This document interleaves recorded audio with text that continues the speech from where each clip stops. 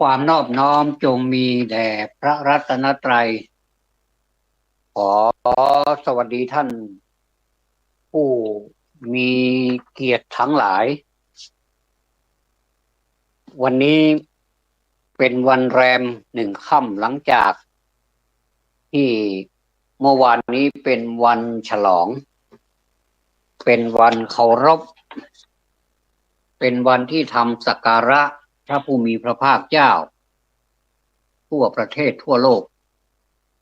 ถือว่าเมื่อวานนี้เป็นโอกาสอันสำคัญยิ่งในแต่ละปี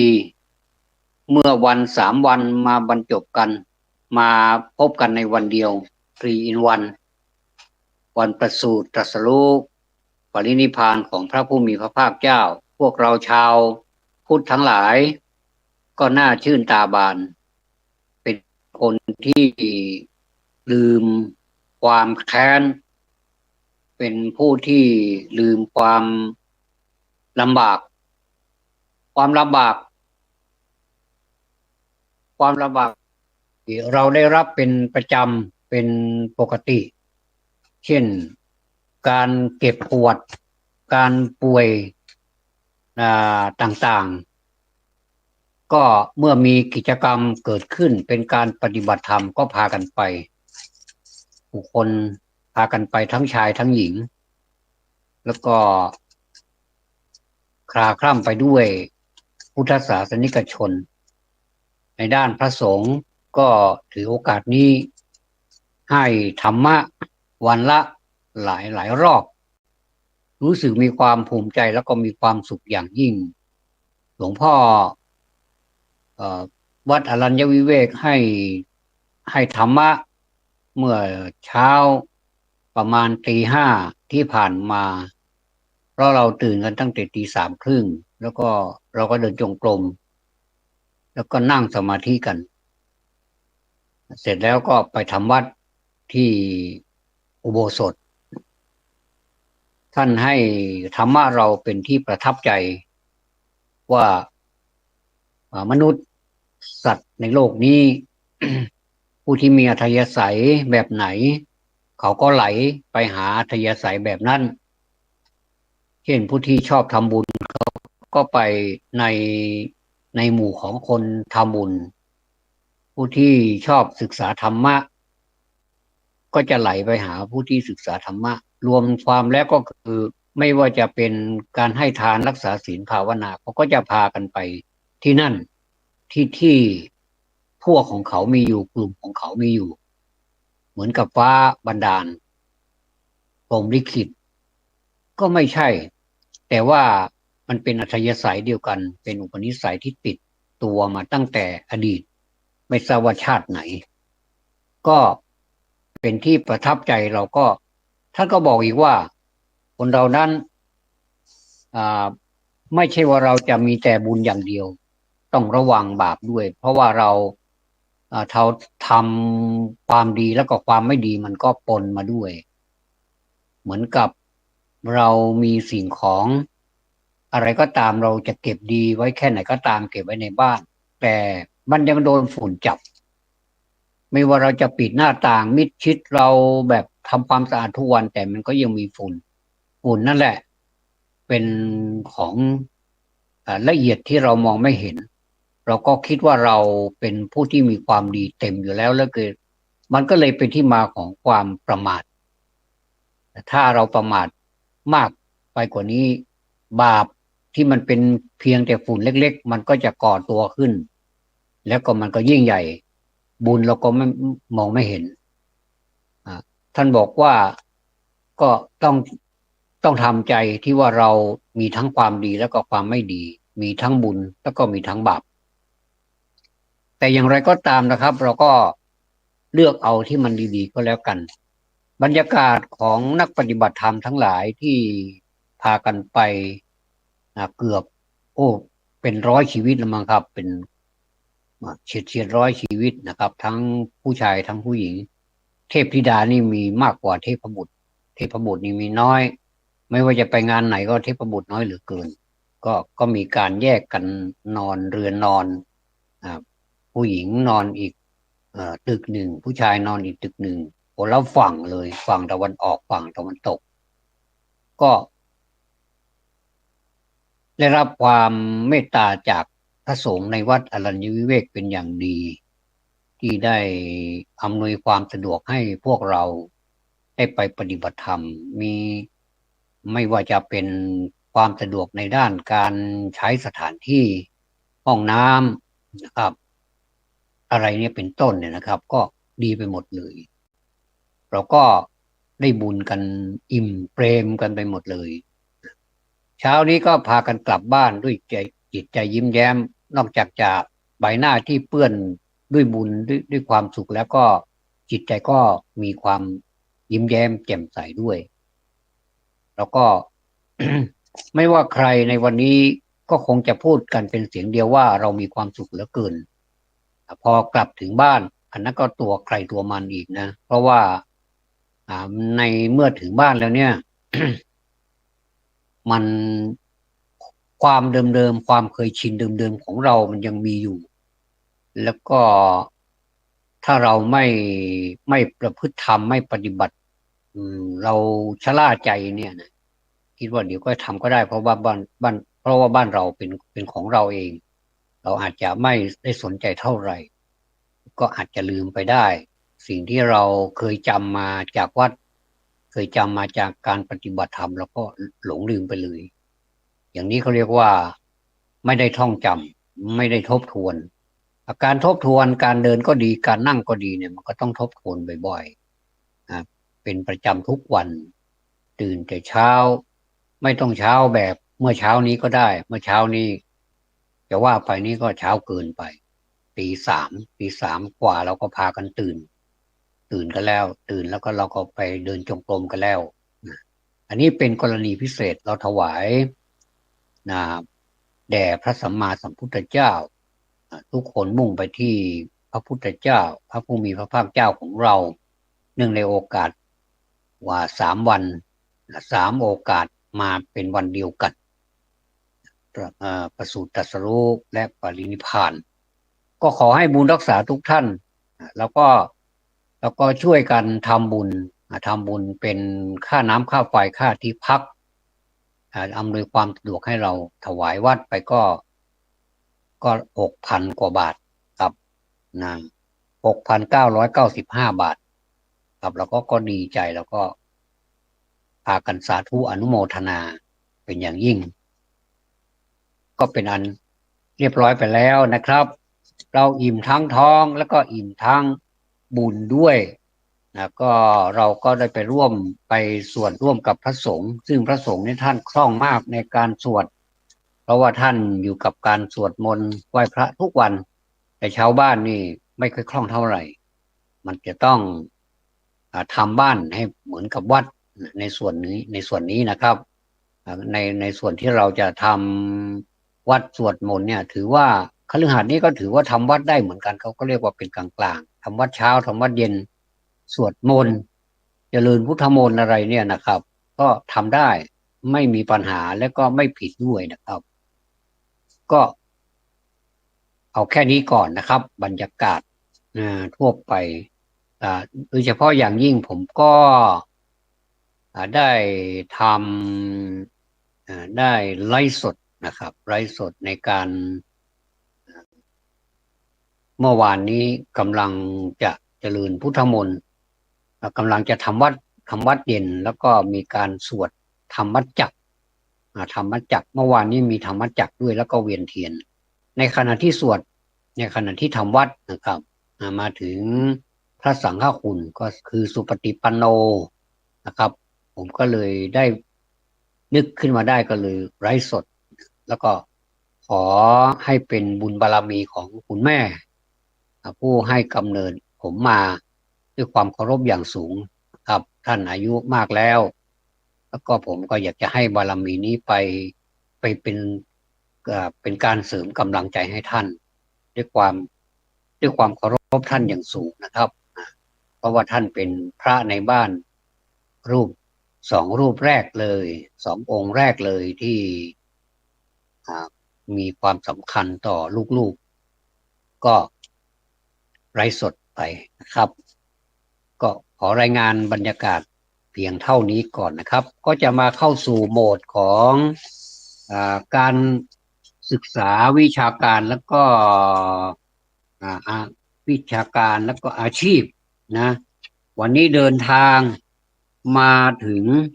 ยุคอุตสาหกรรมแล้วก็ยุคข่าวสาร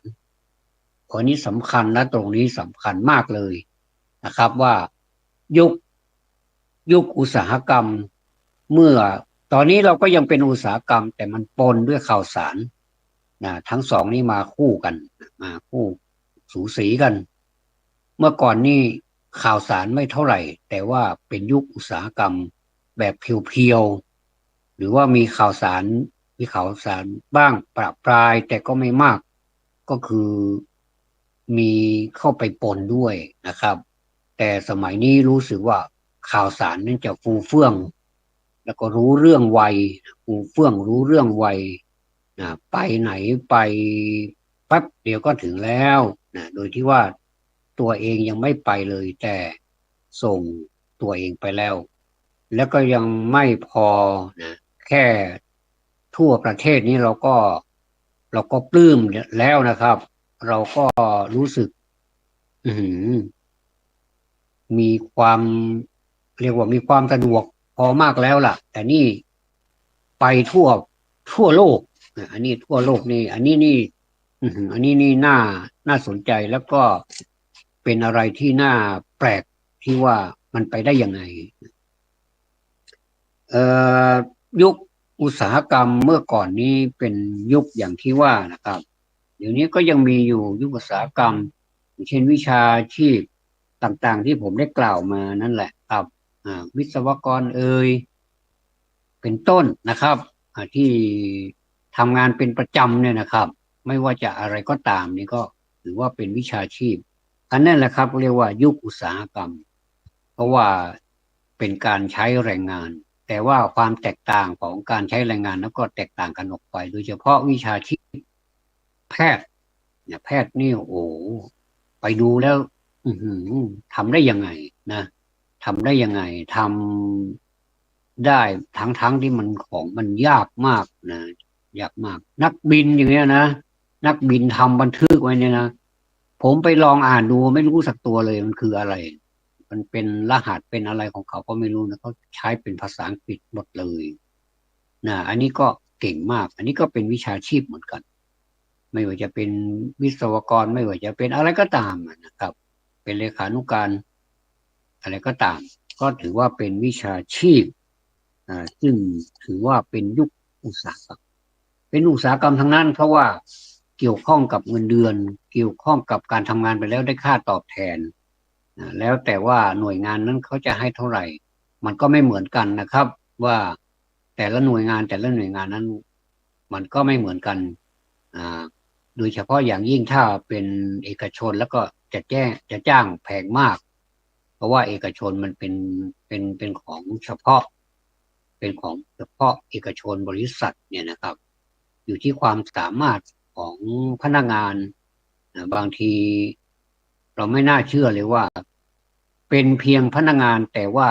ทำงานเหมือนกับเป็นผู้บริหารชั้นสูงเป็นมีความรู้มีความสามารถไปหมดเลยเนี่ยนะครับคือถ้าออกไปจากบริษัทนี้ก็ไปเป็นผู้อำนวยการได้เลย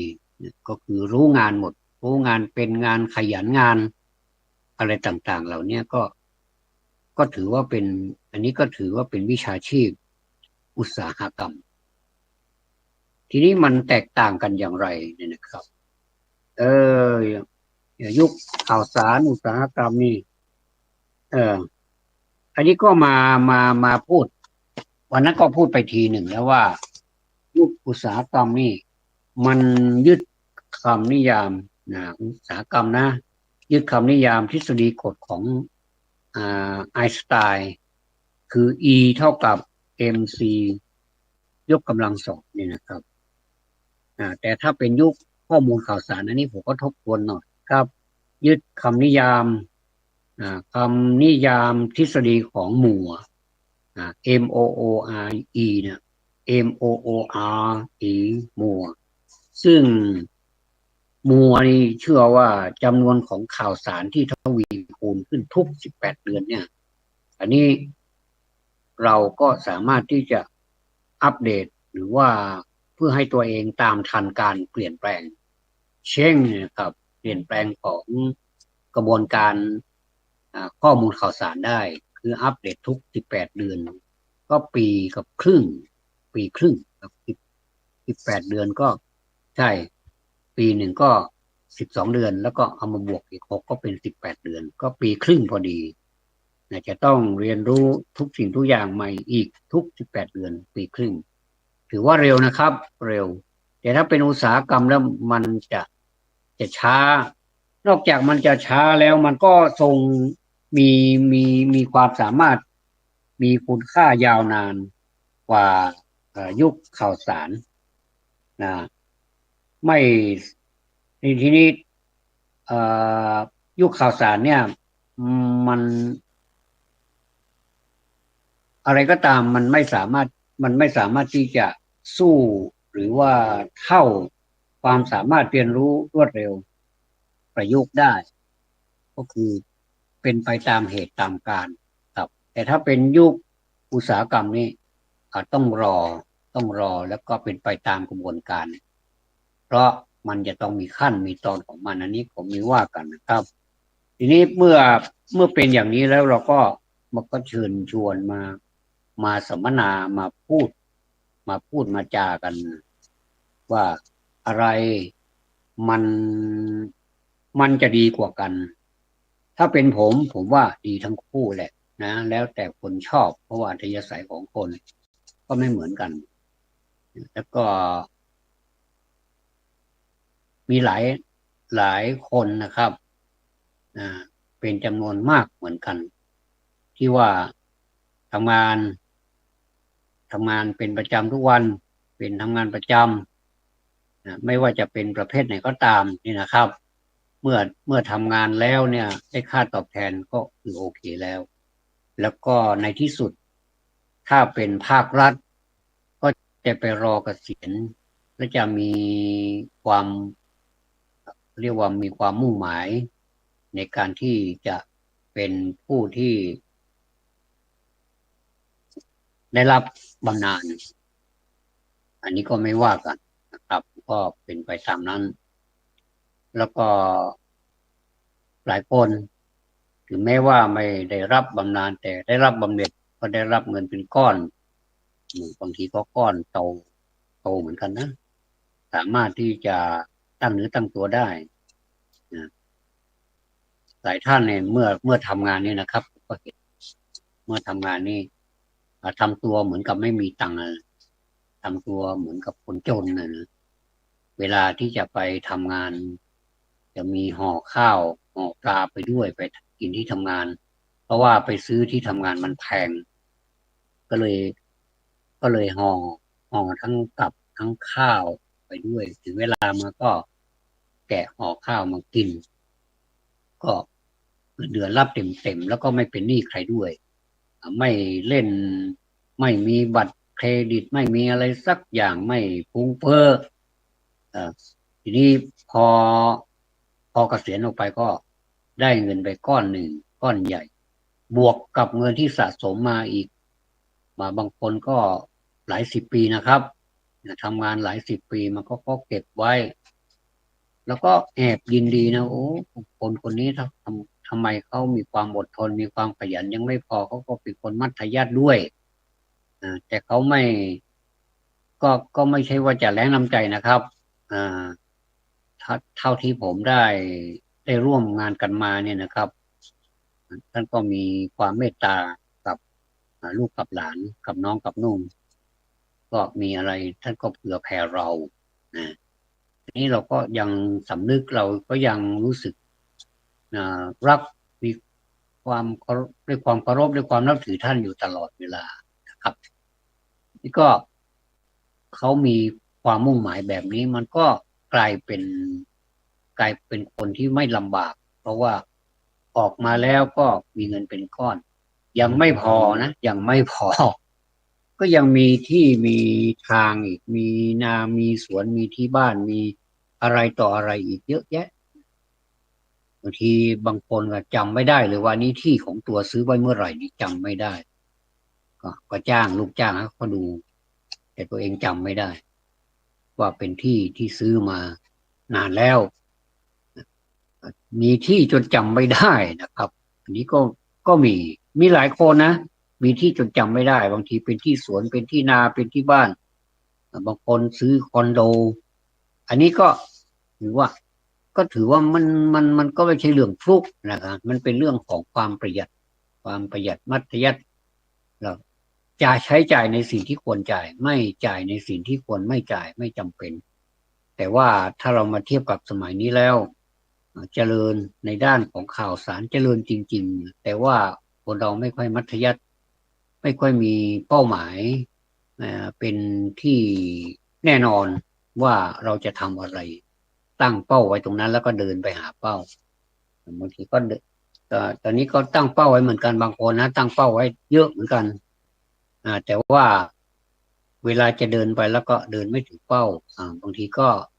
ใกล้จะถึงแล้วล่ะแต่แยกไปทางอื่นก็เลยห่างเป้าไปก็เลยไม่เจอสักทีทั้งที่รู้ว่าเป้าอยู่แต่ว่าอ่าเดินเฉียดไปก็เฉียดมา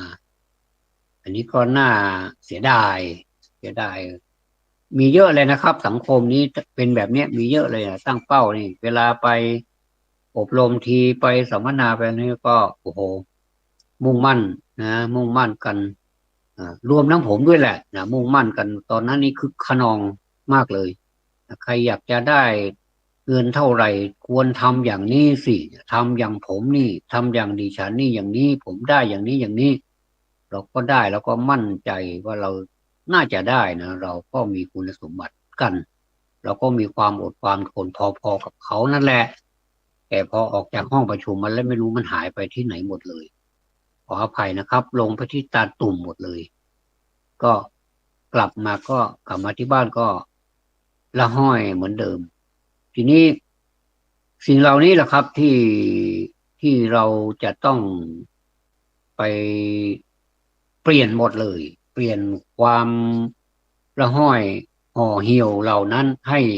กลับกลายเป็นความมีชีวิตชีวาทำงานด้วยความมีชีวิตชีวาไม่ให้มันห่อเหี่ยวไม่ให้มันว้าเหวให้มีเพื่อนให้มีฝูงให้มีคนรู้จักแล้วก็เป็นทีมกันเยอะๆนะอันนี้เราถึงจะกู้สถานภาพของเราได้หลังจากที่เราเพียงพล้ำไป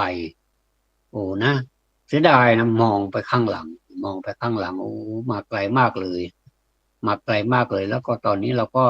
ถ้าเปรียบกับคนเดินทางแล้วเราเดินทางนี่มาถึงครึ่งทางบางคนก็ค่อนทางไปแล้วบางคนก็เพิ่งจะเริ่มเดินไม่กี่ก้าวบางคนก็กำลังจะสตาร์ทอยู่ณจุดที่สตาร์ทจะไปสู่เป้าหมายหรือว่าเส้นชัยเมื่อไหร่ก็ไม่รู้ก็ยังดีกว่าคนอยู่เปล่าๆอยู่เปล่าๆนี่มันจะไม่ได้อะไรเลยนะนอกจากไม่ได้แล้วก็จะไม่มีอนาคตนะก็จะเป็นคนที่ดูแล้วดูยังมีศักยภาพอยู่นะยังทำได้อยู่เนี่ยนะแต่ก็ไม่ทำเนี่ยนะไม่ไม่ถือวิกฤตให้เป็นโอกาสไม่ทำวิกฤตให้เป็นโอกาสแต่ไปทำโอกาสให้เป็นวิกฤตเนี่ยอย่างนี้มันก็น่าห่วงเหมือนกันนะคนไทยเราก็มีเยอะนะแบบนี้นะช่วยด้วยนะแล้วก็อืไม่ต้องเรียกใครมาช่วยเราหรอกเราก็เรียกตัวเองนี่แหละนะเราก็ได้ยินเสียงตัวเองดังมากเลยบอกว่าช่วยด้วยตอนนี้ลำบากมากลำบากใหญ่แล้วจะทำยังไงดีไม่มีที่พึ่งเลยอย่างนี้นะก็มาฟังกันหน่อยซิว่าเราควรจะทำอย่างไรว่าเออแยกออกเป็นยุคอุตสาหกรรมถ้าแล้วก็เป็นยุคข่าวสารทั้งสองอย่างเนี่ยอย่างที่พูดนะครับแม้ในปัจจุบันนี้เขาก็ยังเดินทางไปเป็นคู่กันอยู่ระบบการศึกษาอะไรต่างๆก็ยังเป็นของแบบเก่าอยู่มีแบบเก่าผสมใหม่เป็นการร่วมสมัยเหมือนกับเพลงนะครับเพลงเนี่ย มันเป็นเพลงร่วมสมัยแต่ว่าเก่าก็ไม่ใช่แต่ว่าใหม่ก็ไม่เชิงนะร้องเพลงเนี่ยเราสามารถที่จะประยุกต์เพลงที่เก่าๆมาเป็นเพลงที่ใหม่ๆได้บางเพลงก็ก็เพราะดีบางเพลงก็ไปไม่ได้กับของเก่าของเก่าเพราะกว่าบางทีก็เพราะกว่าของเก่าส่วนมากจะเพราะกว่าของเก่านี้ไม่ค่อยมีของเก่านี้คืออาศัยความสามารถมากเลยไม่มีการช่วยเสียงเลยคือเสียงนี้จะต้องดีมากเสียงนี้จะต้องเป็นแบบมีคุณสมบัติของการเป็นนักร้องพอร้องออกมาแบบธรรมดาธรรมดานี้ยังไม่ได้ช่วยไม่ต้องใช้แอคต้องใช้เครื่องอะไรสักอย่างช่วยเสียงไม่มีแล้วก็ชิ้นดนตรีเครื่องของดนตรีก็มีไม่มากเท่าไหร่ ก็สามารถที่จะเป็นนักร้องดังได้ในสมัยก่อนในสมัยก่อนนี้ทำได้แล้วเราก็เป็นที่รู้จักถ้าเราจะอยากจะรู้จักนะคนที่รุ่นก่อนๆเนี่ยผมมีกันตั้งเยอะแยะท่านบางท่านก็จากไปแล้วหลายท่านจากไปแล้วแล้วก็หลายท่านก็ยังอยู่ก็เท่าแชแลแก่ชรากันไปตามๆกันแต่ผลงานที่ทิ้งไว้เนี่ยนะครับก็เป็นการช่วยกันรังสรรค์ช่วยกันรังสรรค์โลกนี้ให้น่าอยู่ที่เสียงเพลง แล้วก็ขอบคุณนะครับพ่อพ่อครูแม่ครูเพลงทุกท่านไม่ว่าจะเป็นนักแต่งเพลงไม่ว่าจะเป็นนักร้องหลายท่านก็เป็นนักร้องด้วยแล้วก็เป็นนักประพันธ์ด้วยโอ้โหทั้งเรียกว่าคำร้องทำนองและยังไม่พอร้องเองอีกก็เพราะดีแสดงว่า three in one 3 อย่าง4 อย่างรวมอยู่ในตัวเดียวกันหมดเลยมีความสามารถมากเลยอันนี้ก็เรียกว่าเป็นอุตสาหกรรมเหมือนกันเพลงนี้ก็เป็นอุตสาหกรรมนะอ่ามันก็ต้องอาศัยญาติโยมล่ะญาติโยมก็หมายถึงแฟนๆแฟนคลับถ้าแฟนคลับฟังแล้วรู้สึกประทับใจเขาก็อยากจะฟังอีกแล้วก็ไปซื้อเทปสมัยก่อนเป็นเทปคัสเซ็ตใช่ไหมครับเป็นเทปคัสเซ็ตต่อมาก็จะเป็นแผ่นเสียงก็จะเป็นแผ่นเสียงกับเทปคัสเซ็ตเสร็จเนี่ยมาตั้งนานแล้วนะเมื่อก่อนนี้เป็นแผ่นบางทีเขา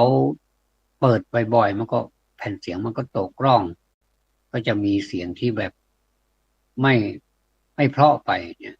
แผ่นเสียงตกร่องอันนี้เป็นความจริงนะเป็นแผ่นเสียงตกร่องเนี่ยนะเป็นแผ่นเสียงผมก็ยังมีเลยแบบแผ่นเสียงเก่าๆนะครับเป็นแผ่นใหญ่ไม่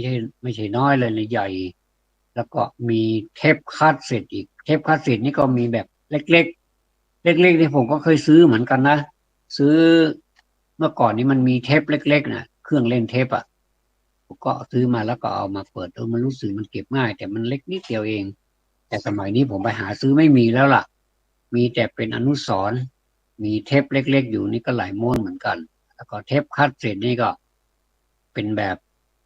มีทั้งลูกกรุงลูกทุ่งทั้งสากลโอ้มีกันมากมายเลยนะแล้วก็เราก็อนุรักษ์ไว้ว่าก็เก็บไว้นี้ก่อนเผื่อว่าอีกหน่อยถ้ามันมีมันก็ไม่แน่อาจจะสร้างเป็นการสร้างมูลค่ามาก็ได้เราก็เก็บไว้ก็ไม่เสียหายอะไรนะครับเพราะฉะนั้นเนี่ยยุคยุคอุตสาหกรรมเนี่ยแล้วก็ยุคข่าวสารเนี่ยท่านลองชั่งใจดูที่ว่าอะไรมันจะเหนือกว่ากันแล้วอะไรมันจะดีมันจะดี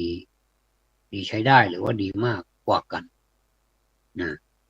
มีหลายคนบอกว่าเอาเราก็อยู่ในยุคอุตสาหกรรมนี่แหละเพราะว่าเราอยากจะเป็นผู้ที่ทำงานเป็นมนุษย์เงินเดือนเราก็ทำได้โดยไม่ยากนักแล้วก็คนสมัยก่อนก็ชอบชอบให้พรพวกหนูทั้งหลายพวกลูกหลานทั้งหลายบอกว่าขอให้อยู่ดีมีสุขเติบโตขึ้นมาขอให้เป็นเจ้าคนในคนอย่างเนี้ยอันนี้ผมก็พูดบ่อยเหมือนกันถ้าอย่างนี้นี่มันไม่ค่อยถูกนะเนาะตายายทั้งหลายปู่ย่าตายายทั้งหลายให้พรแบบนี้มันก็ไม่ถูกแต่ว่ายอมรับว่ามันมีความสุขเวลาที่เราไปขอพรจากพ่อจากแม่พ่อแม่พี่น้องเนี่ยนะก็จะให้พรที่แบบสูงนั่นแหละนะว่าเกิดมาขอให้ร่ำรวย นะร่ำรวยยังไม่พอถ้าเป็นเด็กอยู่ท่านก็ให้พรว่าขอให้ร่ำเรียนหนังสือเก่งๆสอบได้ดีๆสอบได้คะแนนดีๆนะแล้วก็เติบโตขึ้นมาขอให้มีงานมีการทำแล้วยังไม่พอตบท้ายด้วยการเป็นเจ้าคนนายคนโอ้ได้หลายทอดนะรู้สึกดีใจเราก็ดีใจลิงโลดนะลิงโลดนะใจมีความสุขนะในเมื่อท่านให้พรแล้วมันก็น่าจะเป็นแบบนี้นะเราคงจะไม่ค่อยใช้ความคิดเท่าไหร่ก็เลยเผลอลืมไปบอกว่าที่ท่านให้พรเนี่ยมันเป็นนัยยะนะไม่ใช่ว่าให้แล้วให้เลยแล้วก็ให้แล้วก็เหมือนกับว่าเป็นนามธรรมแล้วก็แบบให้กำลังใจกันเท่านั้นเองมันไม่ใช่มันจะต้องให้ไปด้วยแล้วปฏิบัติไปด้วยแล้วก็ได้ตามที่ให้คนให้ก็ไม่เสียใจแล้วคนรับก็ไม่เสียใจเพราะว่าได้ตามที่ตัวเองได้รับมาแล้วคนให้ก็โอ้โหตั้งอกตั้งใจเหลือเกินให้กันแต่ความจริงแล้วเราก็ผิดเข้าใจผิดอะไรบางอย่างหรือเปล่าเราเป็นการเข้าใจผิดที่ว่าให้ไปแล้วนี่ถือว่าผู้หลักผู้ใหญ่หรือว่าใครก็ตามที่เราเคารพนับถือนั่นนะให้ถือว่าสิ่งเหล่านั้นมันก็เข้าไปอยู่ในตัวตนของเราแล้วเราก็ไม่ได้ทำอะไรแต่ว่าขอรอโชคอย่างเดียวอันนี้ก็มีนี่ก็มีเยอะเลยล่ะนะเออเรามาพูดถึงทฤษฎีทั้งสองทฤษฎีเนี่ยพูดไปแล้วก็ใจหายวาบเลยใจหายวาบเลยเพราะว่าอ่าเราอืมมันมีข้อดีข้อเสียมันมีข้อดีข้อเสียหลายๆอย่างนะหลายอย่างนะอืมเรามาพูดถึงข้อดีจะพูดถึงข้อดีของอุตสาหกรรมก็คืออย่างที่ว่ามาแล้วว่าเรามีเงินสะสมเรามีเงินฝากอ่าเวลามีเงินฝากถ้าเราอยู่องค์กรใหญ่ๆพอสมควรเนี่ยเขาก็จะมีเขาเรียกว่ามีสหกรณ์เราก็สามารถที่จะเป็นสมาชิกสหกรณ์แล้วก็หักจากเงินเดือนของเราเดือนละเท่านั้นเท่านี้ก็แล้วแต่ข้อตกลงว่าจะให้เราทุนเราเท่าไหร่เราก็จะให้เก็บเดือนละเท่าไหร่นี้เราก็ไม่ต้องไปเดือดร้อนแล้วก็หักพอเงินเดือนออกก็หักเหลือสุทธิเท่าไหร่ก็เป็นเงินตัวเงินมาแล้วก็เงินส่วนนั้นก็เป็นเงินออมของเราไปสหกรณ์ก็ไปบริหารงานกันเป็นในรูปของคณะกรรมการอย่างเนี้ย ไม่ว่าจะเป็นสหกรณ์อะไรก็ตามก็จะมีเงินเก็บค่อนข้างที่จะเยอะเพราะว่ามีสมาชิกเยอะยิ่งสมาชิกเยอะแล้วก็สมาชิกอ่าส่งเงินหรือว่าออมเงินสม่ำเสมอเนี่ยก็จะเป็นคนที่มีเครดิตเยอะนะเช่นอยากจะกู้นะมีเงินกู้ให้ด้วยนะสมมติว่าฝากเป็นประจำ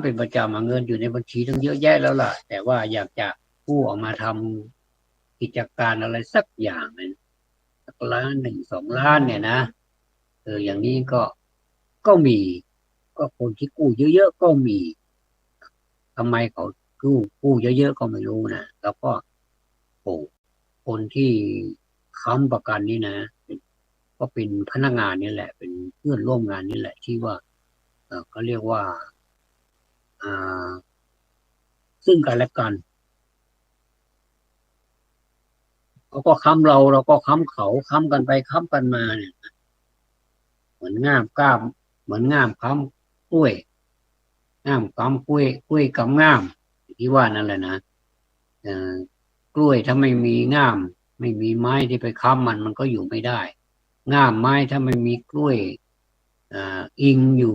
พิงอยู่มันก็ไม่สามารถที่จะตั้งเฉยๆไว้ได้มันก็ล้มกันไปแล้วก็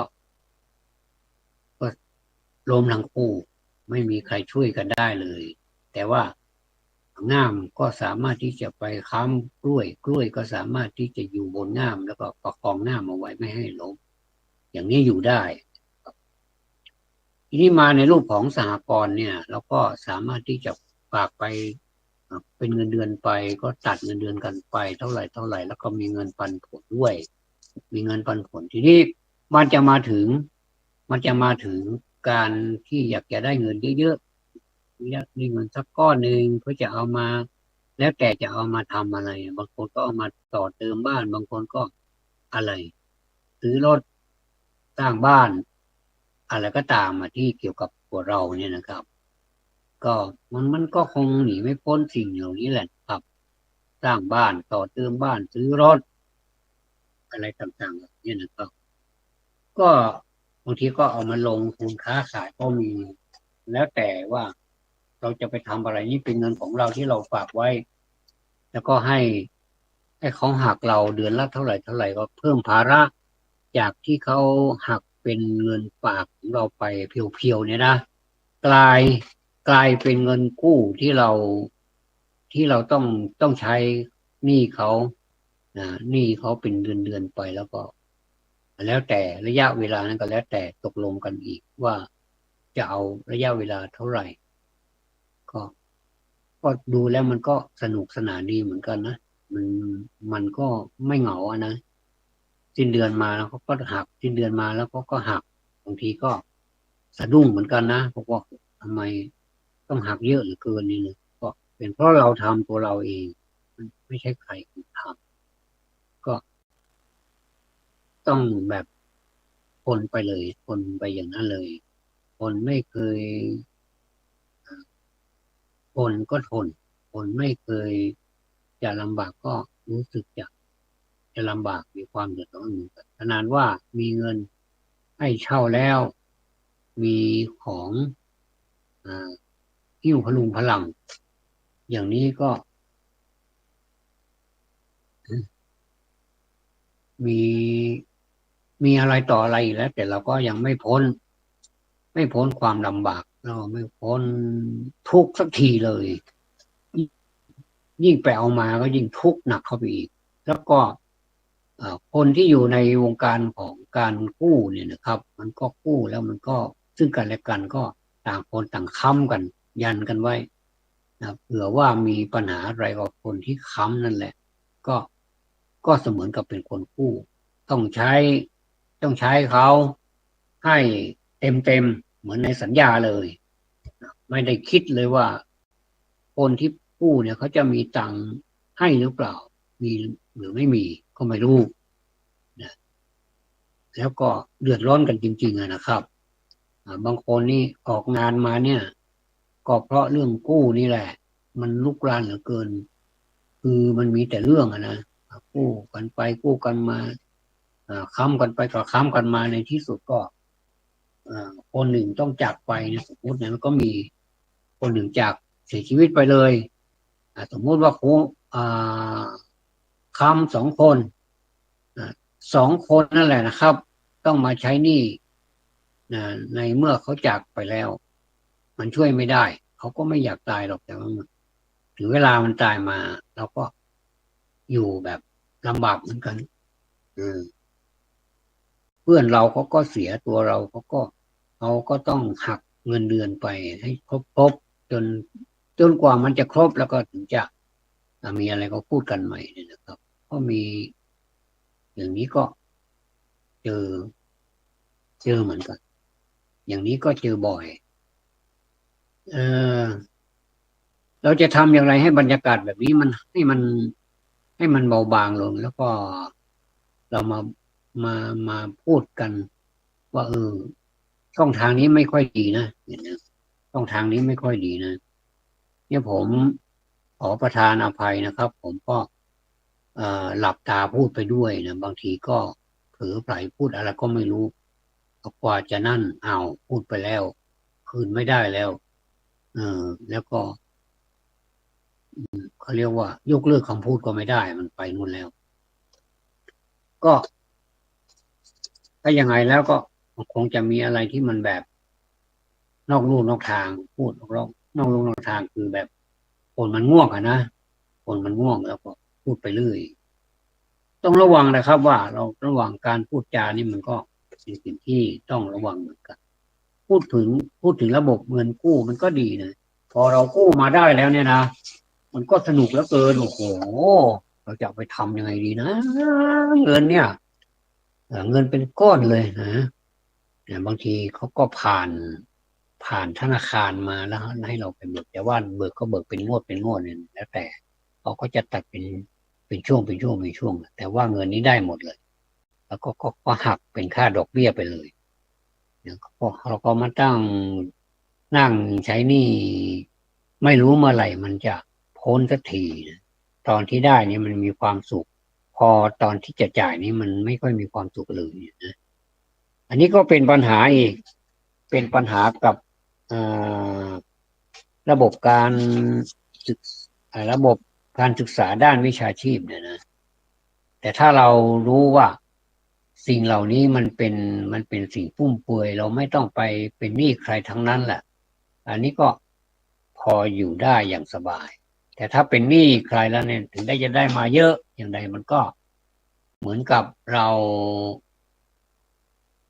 ยังไงตักน้ำใส่ถังแล้วถังมันรั่วสมัยก่อนนี่เขาใช้วิธีตักในน้ำบ่อในบ่อน้ำเนี่ยนะครับแล้วก็เอามาใส่ในถังพอดีถังเจ้ากรรมมันรั่วแล้วก็ก็ใช้ไม้คานหาบไปพอถึงที่หมายเหลือนิดเดียวอ่ะตั้งนั้นมันรั่วหมดแล้วเหมือนกันถ้าเราถ้าทำแบบนี้ผมว่าเหนื่อยเปล่าๆเราก็ต้องปรับปรุงจะทำยังไงดีจะไม่ให้น้ำนี้รั่วแล้วก็เก็บประโยชน์ได้มากที่สุดแล้วก็ทำประโยชน์ให้มากที่สุดเนี่ยนะผมก็ขอมีส่วนร่วมในการที่ปรึกษาหารือกับท่านด้วยว่าสิ่งที่พูดมาเนี่ยมันจะเป็นอย่างนี้หรือไม่เป็นแบบนี้หรือว่ามาพูดเอามันมาพูดเป็นวิชาการเฉยๆแล้วก็พอฟังแล้วก็แล้วกันไปไม่ต้องต่อไม่ต้องเติมไม่ต้องไปเสริมอะไรอีกแล้วอย่างนั้นก็ไม่ใช่ครับจุดมุ่งหมายของการพูดเนี่ยนะครับก็พูดแบบ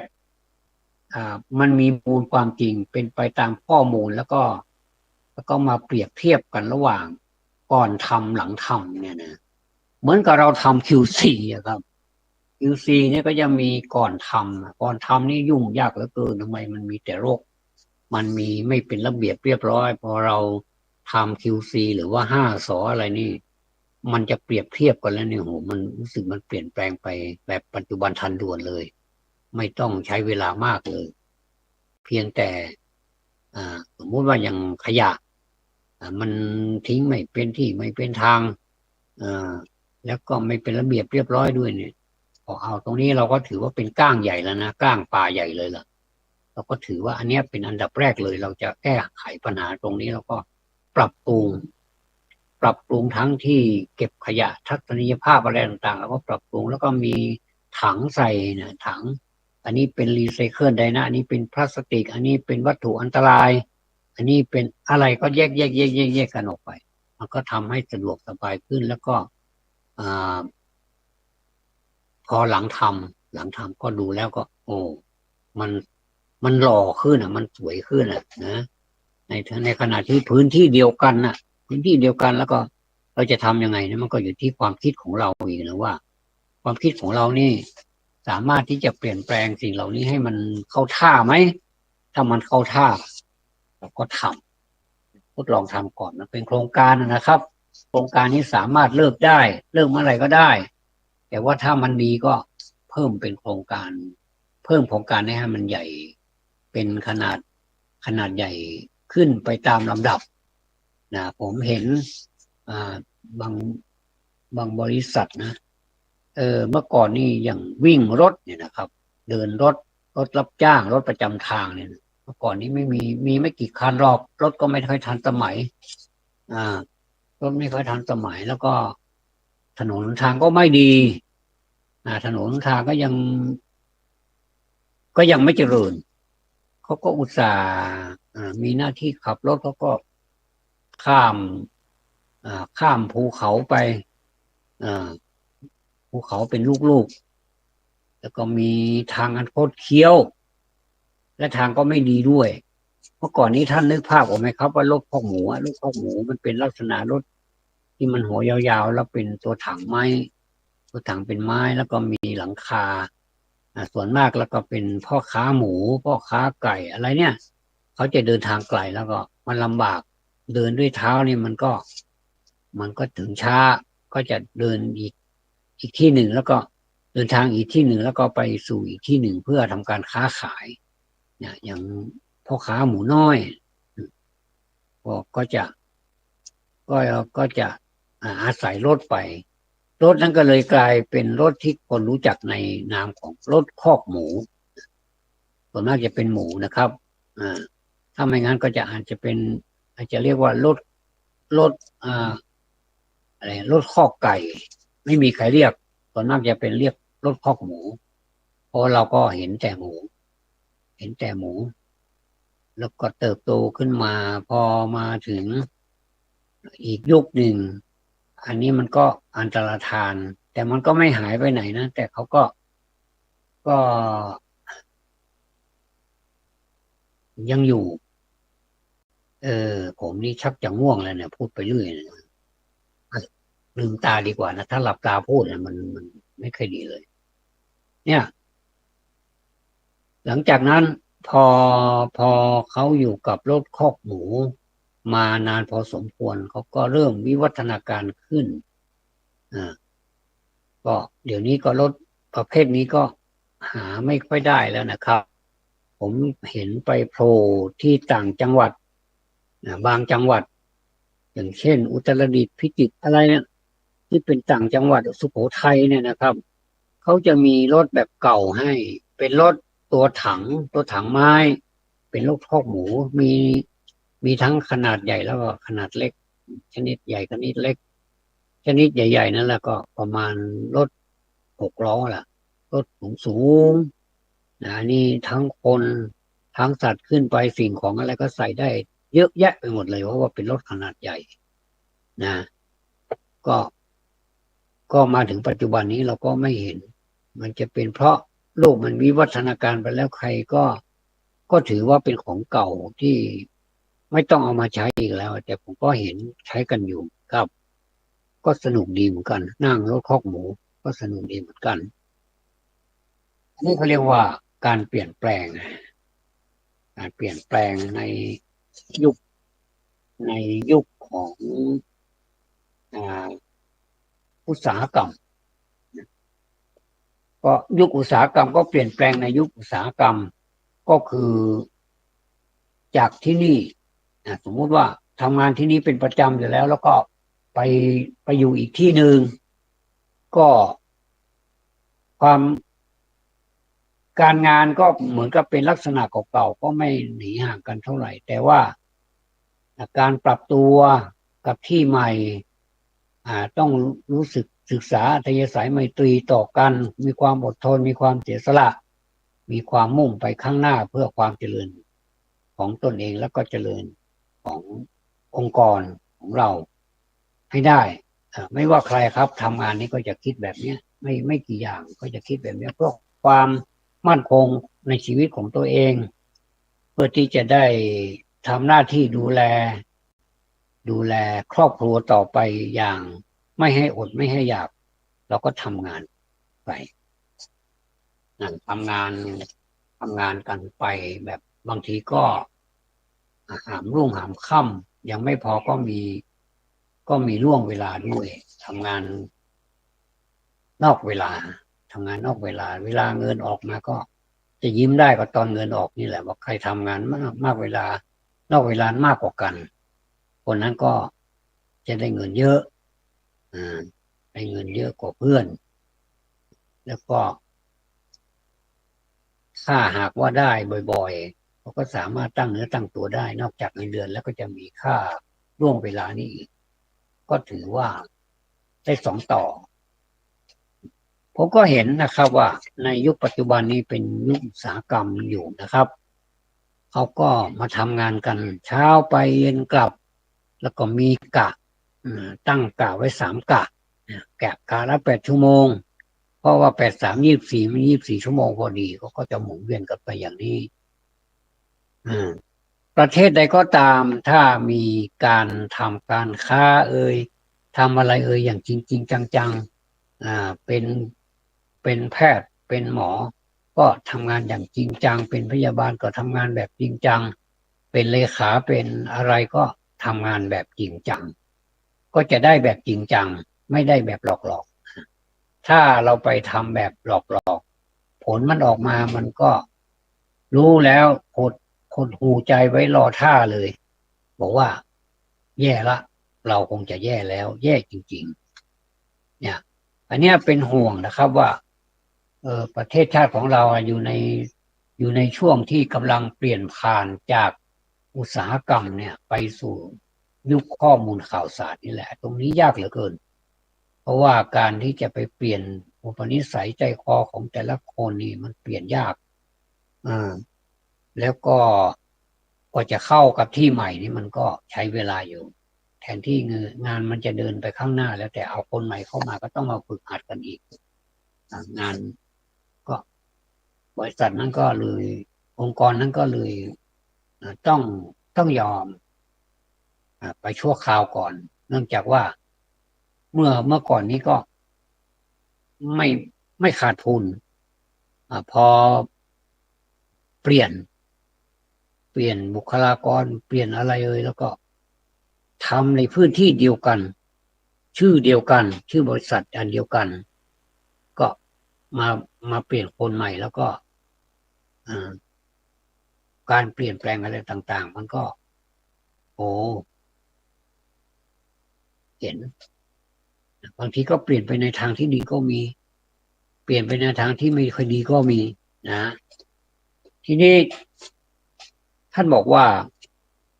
รายได้ของเราเนี่ยก็คือตีเป็นเงินใช่ไหมครับเราตีเป็นเงินทีนี้เมื่อกฎต่างๆเนี่ยได้เปลี่ยนแปลงไปแล้วเนี่ยในยุคอุตสาหกรรมเนี่ยกฎในการดำรงชีวิตคือการไปโรงเรียน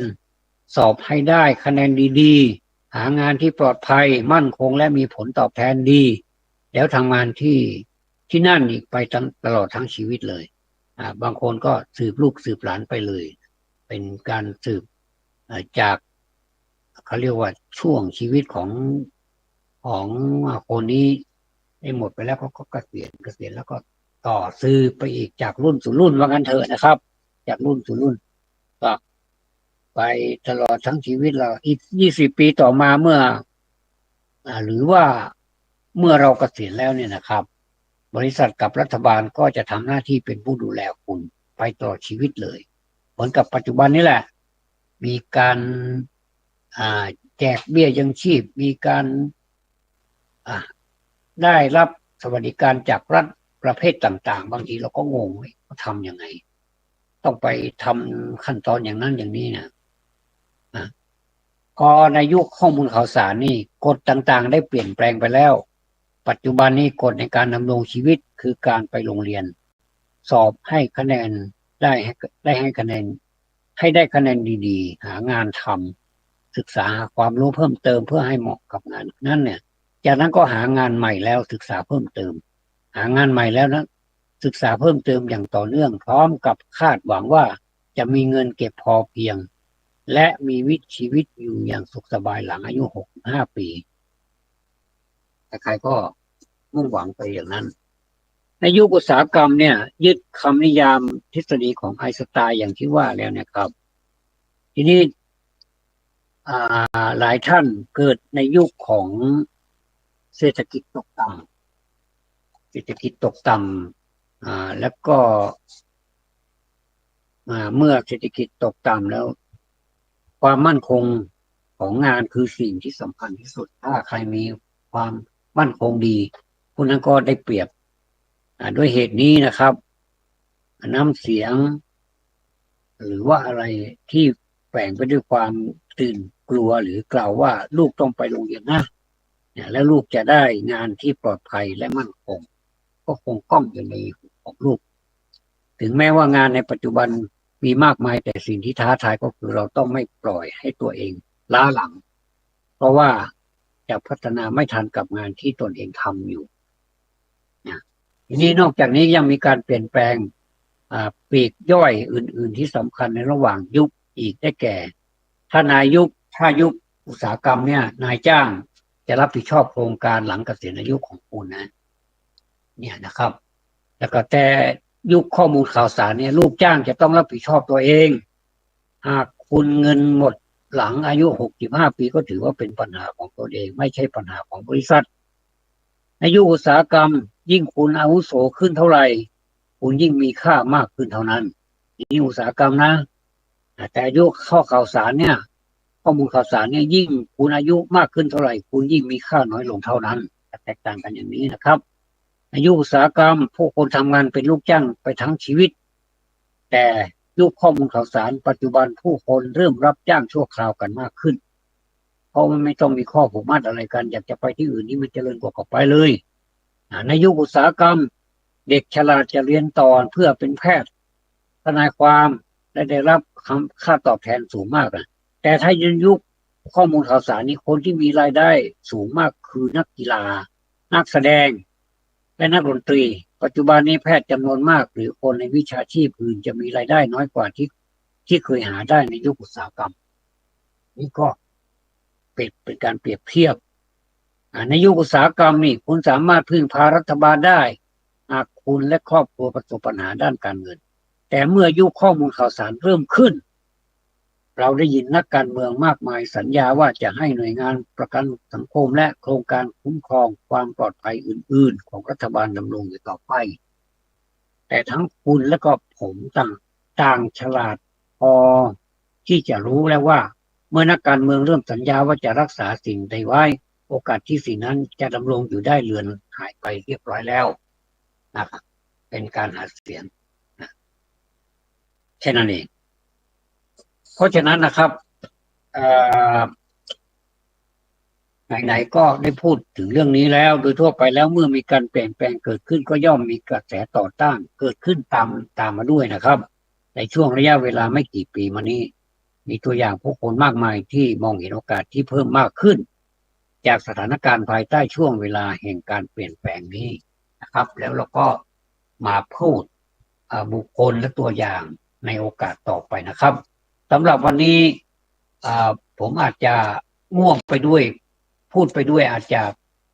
ภาษาอะไรไม่ปฏิปต่ออะไรก็ต้องขออภัยด้วยนะครับง่วงจริงๆยอมรับนะครับอย่างไรก็ตามก็ขอบคุณท่านผู้อำนวยการเป็นอย่างสูงนะครับขอบพระคุณผู้ติดตามรับฟังสวัสดี